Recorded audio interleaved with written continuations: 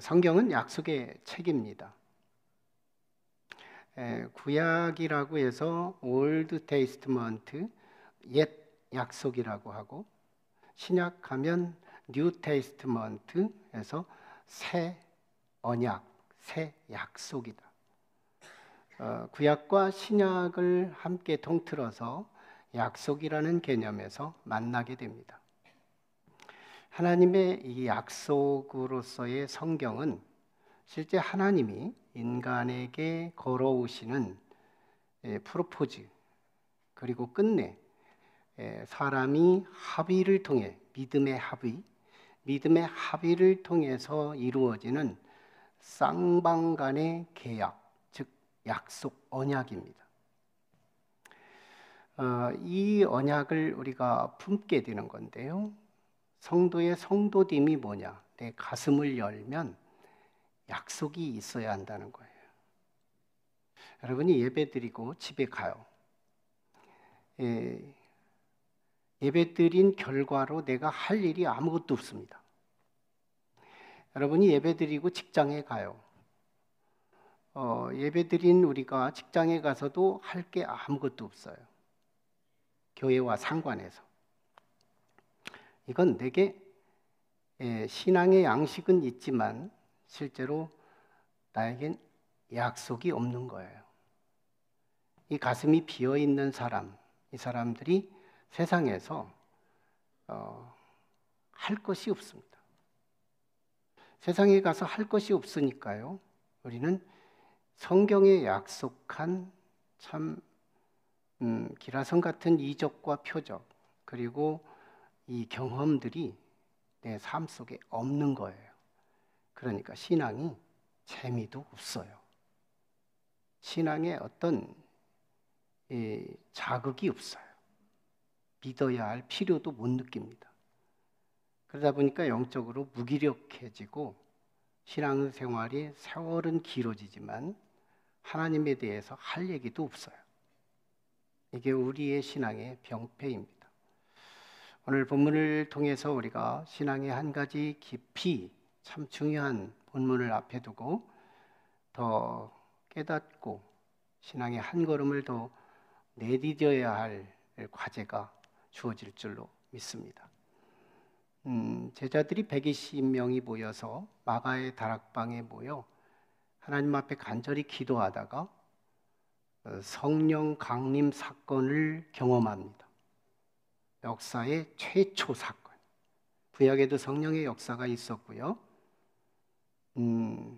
선지자들에게 성령이 파편적이고 부분적으로 임해서 하나님의 놀라운 이적과 표적이 구약에도 있었지만 신약의 명실공히 성령 강림 사건은 정말 비실을 가르듯이, 낮과 밤을 가르듯이 역사를 가르게 하는, 신앙의 차원을 달리하는 위대한 사건, 성령 강림 사건이 임해요. 오늘 이 성령 강림 사건의 현상이 세 가지가 있는데요. 가장 먼저는 오순절 날에 성령이 임했다는 겁니다. 오순절 날에. 이 오순절은 유대 절기 중에 3대 절기, 즉 6월절로 시작해서 장막절 그리고 오순절, 이렇게 3대 절기로 꼽는데요.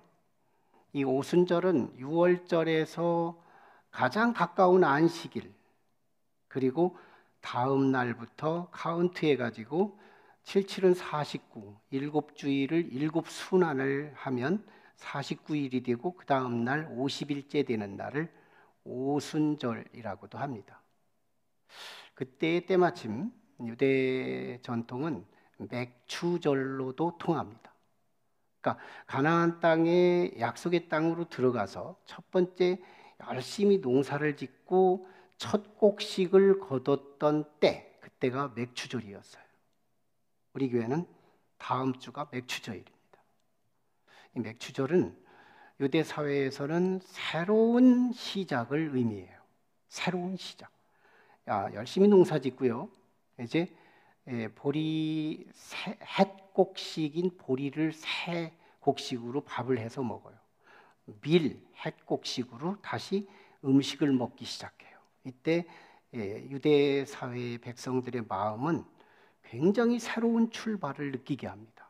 야, 우리를 구원해서 여기서 일용할 양식을 공급해 주시고 곡식을 처음 거두어서 이렇게 역사의 출발점을 하게 한다. 새로운 마음을 가진 때입니다. 그때요, 성령이 임한 거예요. 이때 성령이 임했다는 말은요, 사람의 변화가 겉에서부터 시작하는 거, 이게 율법적 접근이라면 사람의 변화가 내면으로부터 시작되는 거, 이게 성령의 역사예요. 우리에게 어쨌든 성령님이 우리 안에 거하시면요, 우리의 변화는 속에서부터 시작돼요. 속에서부터. 이걸 거듭남, 성령으로 다시 태어나는 사건. 속에서부터 바뀌기 시작합니다. 동기부터 바뀌기 시작해요. 그럴 때요, 이 맥추절에 새로운 마음을 가지고 역사를 인식하던 유대인들에게요, 속에서부터 바뀌는 난 이걸 가지고 은혜의 아다리 사건이다, 이렇게 표현하고 싶어요. 여러분, 아다리가 뭘까요? 일본 말인 것 같은데, 아다리는 내가 한수만 더 두면 네 집 다 따먹는다는 거예요. 은혜의 일촉즉발이에요. 은혜. 내게 엄청난 은혜가 지금 기다리는데요, 한수만 딱 두면 그 은혜가 내게 임하는 거예요. 가장 적합한 거예요. 상황과 섭리가 만나는 사건이에요. 얼마나 아다리가 된 거예요? 맥추절에 전통적으로 새로운 역사가 출발됐는데 그때 성령이 임해서 내면서부터 새로운 삶이 시작되는 거예요. 이거 영적인 아다리 아니에요? 오늘 우리들도 정말 내가 의도하지 않았는데도 이런 영적 아다리 사건들이 간간히 경험될 수 있으면 좋겠어요. 정말 내가 의도한 것이 이루어지는 게 아니라 맥추절이었어요. 그러니까 자들이 모여서 기도하다 보니까 맥추절인 거예요. 그 맥추절과 실제 이 속에서 일어나는 영적 맥추절이 만난 거예요. 이런 섭리. 굉장한 거죠. 두 번째 현상이 있습니다. 이거는요, 아주 외형적인 현상인데요, 급하고 강한 바람 같은 것이 막 소리와 함께 들리는 거예요. 그리고 불의 혀와 같이 그들의 시선에도 보이기 시작해요. 불이 쫙 지펴지는데요, 그러니까 혓바닥처럼 쫙 갈라지는 거예요. 이런 현상들을 120문도가 함께 목격합니다. 이건요, 하나님께서 자기 백성들을 구원하기 위해서 하나님의 행동을 보여주는 거예요. 하나님의 행하심, 위대하신 전능성, 이걸 보여주고 있는 거예요. 그런데 보세요, 오늘 본문에 참 놀라운 이 위대하신 사건이 나타나는, 하나님의 위대하신 사건. 근데 이 위대함이 보이지 않는 사람들이 있습니다. 조금 이따 드러낼 거지만요, 하나님께서 우리를 구원하기 위해서 강한 바람같이 역사하시고 불의 혀와 같이 역사하시고, 이 위력이요, 우리의 심령 골수를 쪼개며 들어오면요, 자복하고 회개하는 일이 벌어져요. 이게 회개는 하고 싶어도 안 되는 거예요. 회개는 되는 거예요. 하나님의 그 위대하심이 우리에게 침투해 오시면 놀라운 일들이 일어나게 됩니다. 세 번째 현상이 있어요. 오늘 본문 120문도가 다 성령 받는 것처럼 보여지지만 더 자세히 보면 3절에 이렇게 표현했어요.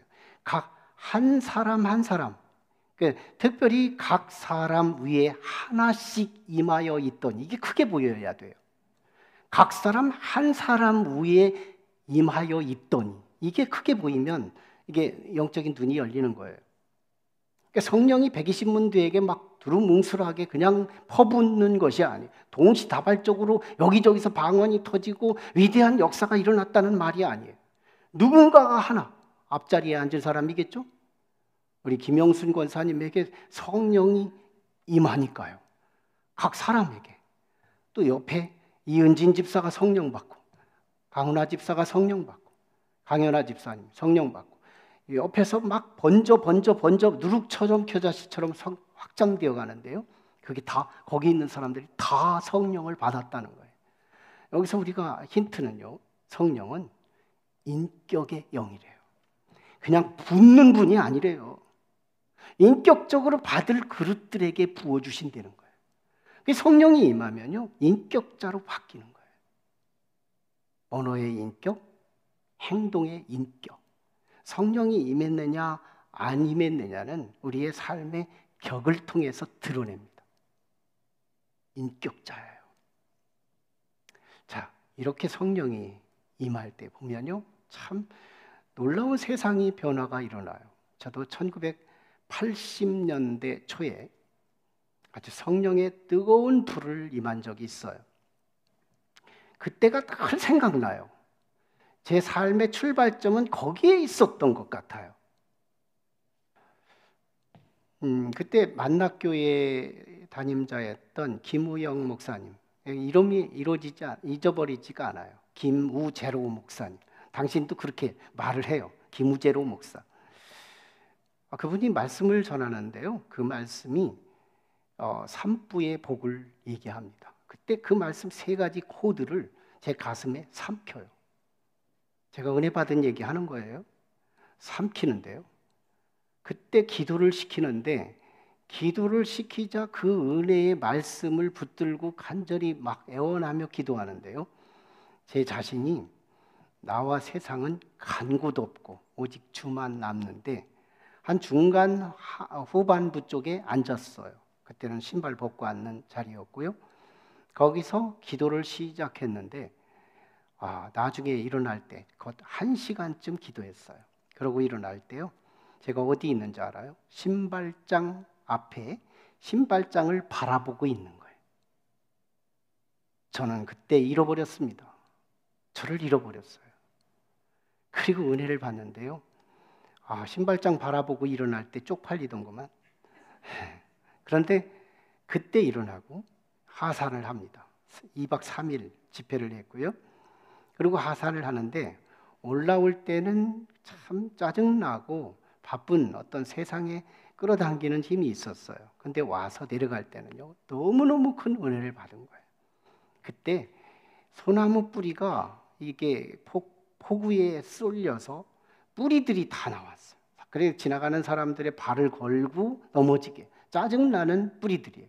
근데 그게요, 너무 아름다운 악보같이 보이는 거예요. 너무너무 아름답게 보이는 거예요.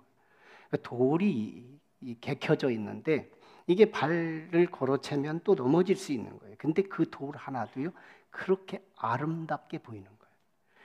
와서요, 다시 사람들을 보니까 가족들도 그렇게 이쁘고요, 주변의 교인들을 보니까 천사처럼 보여요. 조금 과장했어요. 여러분, 저는 은혜를 받기 이전과 받은 이후 삼천초목, 삼라만상, 우수마발, 이 모든 건 그대로입니다. 안 바뀌었어요. 그때요, 저는 혼자만 바뀌었습니다. 성령이 저를 완전히 뒤집은 거예요. 은혜를 받으니까요, 돌뿌리가 아름답고요, 소나무 뿌리가 아름답고, 산천초목이 그렇게 아름답고, 하나님의 뜻이 이 땅에 이루어졌구나. 내가 바뀌니까 그렇더라는 거예요. 난 이 가슴을 옮겨드리고 싶은 거예요. 우리 온 성도들에게 오늘 이 본문의 주인공들이 됐으면 좋겠어요. 자, 그런데 이렇게 좋은 성령을요, 주변인들의 평가가 남달랐습니다. 오늘 5절에 이렇게 표현해요. 각국에서 나름대로 이 그때의 경건한 유대인들이 천하 각국으로부터 예루살렘에 머물러 있더니, 이렇게 표현하는데요, 천하 각국으로부터, 그러니까 이스라엘을 중심으로 천하 각국이라면 주변국들, 근동에 적어도 10개 국가, 성서학자들이 지명하면 10개 국가고요, 각 15개 처소, 오늘 본문에서 이렇게 코드를 잡으면 지역 코드가 15지역이 나옵니다. 이 15지역으로부터 이 맥추절, 오순절을 지키기 위해서 흩어졌던 유대인들, 그리고 그들의 영향력으로 개종했던 이방인들까지 함께 이 명절에 예루살렘에 온 겁니다. 자, 이들이요, 제자들이 성령의 충만함을 받는 모습을 보고, 그리고 그들이 방언하는 내용을 보면서, 이 방언은 특별히 고린도 교회가 방언한 내용, 오늘날 교회들이 방언하는 못 알아듣는 방언이 아니라 오늘 본문의 방언은 철저한 똑똑한 외국어였다는 거예요. 이 로마어, 에집트어, 헬라어, 각각 지역의 이 경건한 유대인들이 흩어져서 살으면서 외국어를 실제 생활 속에 언어의 실력이 늘어서 언어를 사용하는데, 그들이 와서 보니까 베드로는 에집트어를 쓰고 있고, 뭐 요한은 또 터키어를 쓰고 있고, 또 누군가 다른 제자들은 또 다른 언어를 쓰고 있는 거예요. 이걸 보고요, 그들은 신기하다, 신기하다 이렇게 반응을 했다는 거예요. 그러니까 참 이 말씀이 이런 부분이에요. 어떤 사람이 신앙에 인격적으로 성령이 임해서 내면으로부터 외면까지 변화가 되면, 가시적으로 보면요, 굉장히 예수에게 비친 것처럼 보일 수 있어요.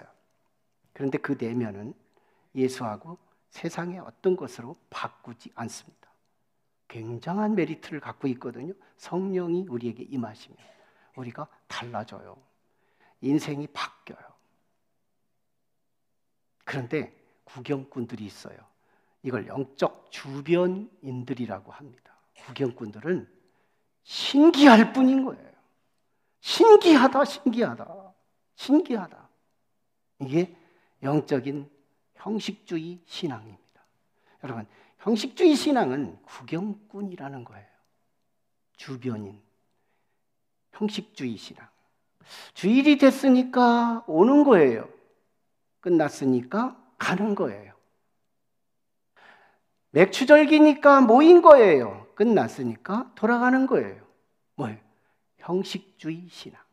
이들을 가리켜서 오늘 5절에는 경건한 유대인이라고 표현합니다.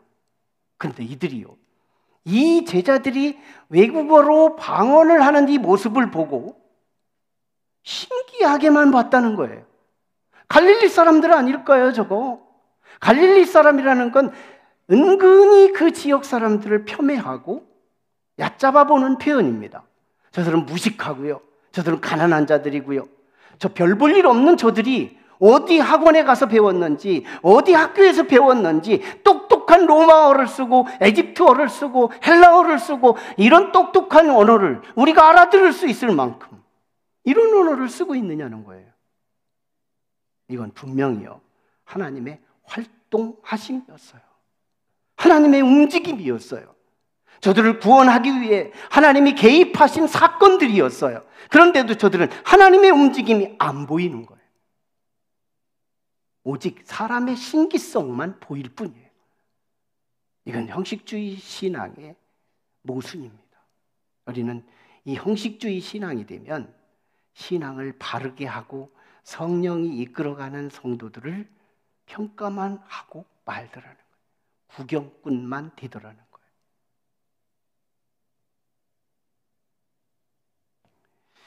근데요, 두 번째 그 주변인들의 반응이 있습니다. 이들이 누구냐면 어떤 이들의 반응. 이게 13절이에요. 어떤 이들의 반응. 이들은요, 예수님의 제자들 그리고 120문도가 성령에 취하는 모습을 보고 새술에 취했다 이렇게 표현해요. 새술에 취했다. 여러분, 이걸 NIV 성경, 킹 제임스 버전만 해도 오류가 많다고 그래서 NIV를 자주 보는데요. NIV 성경에서 보면 이 too much wine, 너무 많이 술을 먹었다 이거거든요. 그러니까 새술에 취했다 이렇게 표현한 것은 듣기 나름이에요. 근데 술에 너무 취해서 쟤들이 지금 미친 짓을 하는 거야. 이런 거예요. 다시 말하면요, 쟤들은 타락한 거야. 이거예요. 이걸 더 다시 말하면 지금 성령으로 새로운 역사를 쓰고 있는 제자들이에요. 성령의 역사가 일어난 거예요. 이걸 가리켜서 쟤들 타락한 자라고 말한다면 이건 성령을 모독한 것이 되는 거예요. 이 신앙을 가진 사람을 비판신앙이라고 합니다. 자칫 우리가 비판을 좋아하고 자기 성을 채우기 위해서, 자기 욕망을 채우기 위해 남들을 폄훼하고 욕하면서 저주할 때 보면 자칫 성령을 모욕하기가 쉽다는 거예요. 예수님께서요, 이렇게 가르쳐요. 너희가 하나님 아버지의 죄를 져도 용서받을 수 있다. 심지어는 하나님의 아들 나한테 죄를 지어도 용서받을 수 있다. 그런데 우리를 돕기 위해 오시는 성령을 모독하지는 말라. 성령이 누군데요? 그분은 헬퍼, 보혜사. 우리를 예수 믿도록 돕기 위해 오시는 그 성령에게 죄를 지면 우리는 영원히 용서받지 못한다. 난 이거 공감이 가요. 성령이 오시는데요, 성령을 모독해. 그러면 어떻게 될까요? 나를 예수 믿게 하기 위해서 이분이 나를 도와주셔야 길 되시고 진리 되시고 생명 되시는 예수 그리스도가 나의 구세주로 보이고 그분만이 희망임을 알게 되는 건데, 그 돕기 위해 오시는 성령을 모독했으니 우리는 용서받을 수 없는 거예요. 비판주의 신앙, 형식주의 신앙도 문제가 되지만 비판주의 신앙은 자칫 나도 모르는 사이에 성령을 훼손하고 비판하기가 쉽더라는 거예요. 주변인들의 평가입니다. 그러나요, 오늘 예수님의 제자를 비롯하여 120명의 문두들은 놀랍습니다. 그 가슴에 약속을 품고요, 그리고 같은 장소에서 모이기를 좋아하고요, 그곳에서 주께서 약속하신 성령을 갈망하며 기도를 하는데 10일, 열흘 동안 기도해요. 그리고 성령의 불의 혀와 같이 뜨겁게 내리게 되면서 저들의 변화가 세 가지가 일어납니다. 첫째, 언어가 바뀌어요. 여러분, 성령 받은 사람은 가장 특징적인 것이 뭐냐면 언어가 바뀐다는 거예요. 여러분, 오늘 우리는 그 언어가 변화될 수 있기를 축원합니다. 내가 예수를 믿으면서 신앙의 연조와 함께 툭하면 욕하고 툭하면 저주하고 툭하면 상처를 기여하는 사람이 아니라 우리는 언어가 바뀌어야 될 줄로 믿습니다. 자동차를 타게 되면서 참 마음에 안 들게 운전하는 사람 많고, 나도 마음에 안 들게 운전할 때가 있어요. 여차 없이 내가 조금 잘못하면 거기서 욕을 얻어먹는 것 같아요. 유리창 안에서 뭔가가 입이 움직이는 걸 보면 실컷 욕먹는 것 같습니다. 그런데 저는 아무것도 안 들려요. 그리고 누군가를 향해서 또 막 욕을 하는 사람도 있죠. 여러분, 상대방 못 듣습니다. 그 유리창이요, 딱 맞고 다시 내 귀로 들리게 해요. 우리는 내가 선한 말을 하면 그걸 내가 먼저 듣는다는 사실을 기억해야 해요. 성령의 열매로 언어가 바뀝니다. 근데 나중에요, 이게 실제 외국어였다는 점에서 한 가지 교훈이 있어요. 이게 바벨탑 사건에 의해서 죄를 짓지 않기 위해 하나님이 언어를 흩어요. 그래서 한국 사람은 한국말, 일본 사람은 일본말, 중국 사람은 중국말, 이렇게 나누어져요. 죄를 못 짓게 하기 위해. 그러다 보니까 복음도 안 전하는 거예요. 복음도 전하기가 어려워지는 거예요. 이걸 깨기 위해서 하나님은 성령을 보내주시고 언어를 외국어로, 똑똑한 외국어로 인류 최초의 사도행전 2장에 오늘 담아주시는 거예요. 이건 뭐예요? 아무리 언어가 장애가 되고 우리의 복음을 막을지라도 성령 안에서 복음이 증거되면 언어의 장벽을 뚫고 땅 끝까지 그리스도의 복음이 증거된다는 말씀인 거예요. 이게 교훈입니다. 자, 첫 번째 현상이 언어의 변화였다면요, 두 번째는요, 성령이 말하게 하셨다는 거예요. 성령이 말하게 하셨다. 오늘 본문을 잘 한번 현미경처럼 들여다볼 필요가 있어요. 성령이 말하게 하셨다. 이전까지는요, 내가 말하고 산 거예요. 내 감정에 따라 말하고, 내가 하고 싶은 말 말하고, 내가 원치 않는 말 말하고, 내 의지를 결과해서 말하는 문화였다면, 성령 충만 받은 제자들의 언어는 성령이 말하게 하심에 따라 말을 했대요. 이때 가장 먼저 경험되는 영적 체험은요, 입의 권세입니다. 입술의 권세. 제가 성령으로 충만했을 때요, 한 집사님이 우리 교회를 안 다니겠대요. 왜 그러냐고 했더니, 교회를 다니면 무당님께서 길거리에서 만났는데, 그분이 교회를 다니면 내 사랑하는 아들 하나밖에 없는데 죽는데요. 언제까지? 금년 내로. 그때가 한 3월 달쯤이었어요. 금년 내로 죽는데요. 그러니 내가 어떻게 교회를 다니겠어요? 그때요, 짤막한 시간이지만 제가 하나님께 기도합니다. 하나님, 이때 줄 말씀을 내게 주세요. 이때 줄 말씀 달라고 하니까요, 하나님이 내게 내 질르는 말이 하나 있어요. 걔 안 죽어요. 금년 내로 죽지 않습니다. 절대 죽지 않아요. 그렇게 내가 막 질러댄 거예요. 여러분, 그 입술의 권세를 한번 보시라고요. 근데 인간 나는 내가 한 말이 아니었다는 걸 입증하는 게 뭐냐면, 그 다음 날부터요, 불안합니다. 그 아들이 준석이었는데요, 준석이 교통사고 나서 죽으면 어떠나, 그때 따라 하필이면 얘가 그 사춘기 기간이어서 집에서 안 자요. 아파트 옥상에 가서 자고 친구들하고 놀다가 자고 이래가지고 사고 치는 아이였습니다. 그러니까 너무 적합한 거예요. 적합한 시기에 무당이 말을 질러주니까요, 이것 때문에 교회를 못 다니겠대요. 제가 막 더 큰 소리로 질러댔습니다. 근데 이게 하나님이 주신 말씀이었어요. 그때부터요, 저는 더 기도가 되는 거예요. 하나님, 내 말에 권세를 주시고 내 말대로 되게 해주세요. 간절히 기도했는데 연말이 됩니다. 금년 내로 죽는다고 하니까요, 연말 12월 말쯤이 됐는데 진짜 불안합니다. 그날 죽으면 끝나는 거니까. 그런데 12월 31일이 지납니다. 확인할까 말까 하다가 적어도 3일은 지나자 하고 1월 3일 날 제가 그 준석이 엄마한테 전화했습니다. 준석이 죽었어요? 얘가요, 사춘기도 끝난 거예요. 모범생으로 바뀐 거예요. 여러분, 성령께서 역사하셔서 말하게 하심에 따라 말하는 그 말은 가볍게 들으면 안 된대요. 입술에 권세를 주신다. 설교는요, 사람이 하는 형식을 통해서 하나님이 말하게 하심에 따라 선포하는 거예요. 잘 듣는 모습을 보면요, 저분은 사람의 소리로 듣고 있구나, 저분은 하나님의 소리로 듣고 있구나, 저는 쪽집게 이 무당이 됩니다. 대충 느낌이 와요.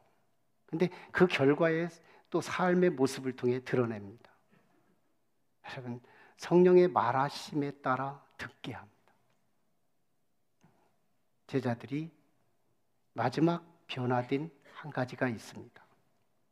예수님이 부활했습니다. 이걸 각 나라 말로 하는 거예요. 안녕하세요. 우리는 안녕하세요 했다면 일본 사람들은 곤니찌와, 아멘, 곤니찌와. 일본인 어디 있어요 여기? 네. 또 중국 사람은 이하우 니하우 이렇게 쓰고 다 다르게 표현했지만 똑같은 말인 거예요. 그러니까 지금 제자들이 다 각각의 나라 말로 하고 있는데요, 저들이 외국에서 언어 훈련이 됐기 때문에 저들이 뭔 말을 하는지 언어는 다 다른데 말은 똑같은 얘기를 하고 있는 거예요. 뭔 얘기를 했을까요? 하나님의 큰 이야기, 오늘 11절에 그게 말하고 있는 거예요. 하나님의 큰 일을 얘기하고 있다는 거예요. 하나님의 큰 일이 뭔데요? 예수님이 부활했다는 거예요. 예수님 부활했습니다. 세상은 그때 당시 뭔 분위기였느냐면 예수는 우리가 십자가에 못 박아 죽여버렸어. 그래서 그리스도교는 끝났어 하던 시기입니다. 그 시기예요. 제자들이 성령 받고 뭘 말을 하고 있는 거예요? 예수는 살아나셨습니다. 예수는 살아나셨습니다. 이 얘기를 외국어로 표현했다는 거예요. 이거 대단한 역사였죠. 자, 여러분, 누가 예수가 살았다고 할 수 있을까요? 지금 다 믿음이 연약한 사람들을 보면요, 하나님이 살아있나? 살아있지 않나? 이걸 파스텔하게 믿고 있는 거예요. 정말 성령이 충만한 사람들을 보면요, 하나님은 시퍼렇게 살아계셔. 하나님은 시퍼렇게 살아계셔. 분명히 살아계셔. 내 삶 속에 사소한 언어도 듣고 계시고 나의 모든 삶의 모티브를 다 읽고 계셔. 하나님은 시퍼렇게 살아계셔. 이걸 누가 전할 수 있느냐고요? 성령 충만한 사람이. 성령이 있는 사람들이 이걸 전한다는 거예요. 여러분, 해딱이 알을 낳는데요. 해딱이 알을 낳아. 그러면 해딱이 왜 알을 낳을까요?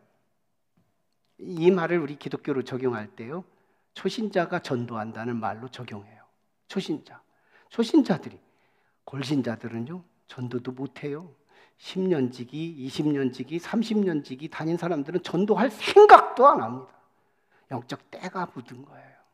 근데 초신자들이 전도해요. 우리 초신자들이 지금도 전도합니다. 난 거기에 놀라운 역사를 봅니다. 그들이요, 순수함이 있어요. 순수함이 뭔데요? 성령 받는 첫 번째 조건이에요. 너희는 회개하라. 회개는 뭐예요? 때를 벗기고 굳은 살을 갈라내고 새로운 마음으로, 순수한 퓨어한 하트로, 순수한 마음으로 성령을 갈망하면 성령을 주신다는 거거든요. 그래서요, 누가 하나님의 약속을 품을 수 있고 누가 성령을 품을 수 있느냐? 이 순수한 마음인 거예요. 그래서 오늘은요, 약속이 있는 사람이 순수하고 순수한 사람이 성령 받고 성령 받은 사람이 다시 약속을 도움받는 거예요. 내 속에 약속이 있는 사람, 이 사람이 성령 받고 일합니다. 그래서 약속과 성령은요, 뗄 수 없는 같은 코드예요. 성령이 있는 사람은 약속이 소중해지고요, 약속이 소중한 사람들은 성령을 받고야 말고요. 성령의 사람과 약속의 사람은 하나입니다. 아브라함 링컨, 미국의 16대 대통령이 켄터키주에 자기 대령 부하와 함께 여행을 합니다. 그때 그 대령이 이 링컨에게 이렇게 제안해요. 위스키 하나를 제안합니다. 링컨이요, 단호히 거절해요. 그러자 시거렛 하나를 꺼내서 담배를 제안합니다. 또 거절합니다. 그러자 너무 상대방을 무시했다 싶으니까 링컨이요, 그의 마음을 보듬기 위해서 이렇게 설명합니다. 대령, 내가 당신에게 2번이나 거절한 이유를 내가 설명할 테니 들어보시오. 내가 9살 되던 때 우리 어머니는 이제 이 병으로 돌아가시기 직전이었습니다. 침상에 누워 계신 어머니가 나를 침상 곁에 앉히더니 이렇게 말했습니다. 링컨아, 너는 평생 엄마 앞에서 평생 술과 담배는 입에 대지 않는다고 약속을 하거라. 그래서 링컨이 맞습니다, 어머니. 나는 어머니 약속을 평생 지키겠습니다. 이것이 작금의 대령의 와인과 담배를 거절한 이유라고. 그때 그 대령이요, 링컨을 존경하기 시작합니다. 와, 여러 가지로 보니 너무너무 존경스러운 인물이 되는 거예요. 링컨이 어떤 사람인데요? 성령이 함께한 사람이에요. 그가 교회를 가는데요, 저도 각하께서 가시는 교회를 가겠습니다. 미국 사람인데요, 그때 최초로 전도한 사람이 그 대령이었답니다. 성령의 사람이 하나님 살아계심을 증언할 수 있대요. 암탉을 100을 가르면요, 계란이, 큰 계란, 작은 계란이 그 암탉을 배를 가르는 순간 너무 많은 계란들이 달려 있어요. 그 등줄기에. 제가 어렸을 때 많이 봤던 현상이지만 어린 시선에서도요, 얘는 내일 나올 계란, 얘는 모레 나올 계란, 얘는 한 달 뒤에 나올 계란, 이게 보이는 거예요. 하나님께서요, 신령한 검으로 성도의 배를 쫙 가르면, 아, 이 말씀은, 이 약속은 오늘 가정에서 실천할 약속, 내일 직장에서 실천할 약속의 영적 계란들이 등줄기에 쫙 매달려 있는 거예요.